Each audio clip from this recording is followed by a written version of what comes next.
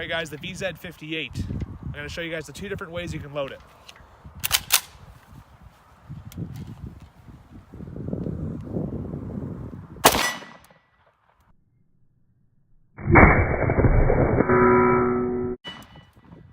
So first way, you can just pop the magazine out, grab a new one, toss it in, charge the firearm.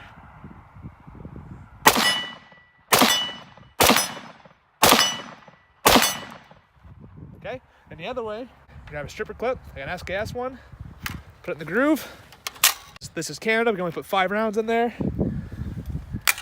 Same thing, charge the firearm.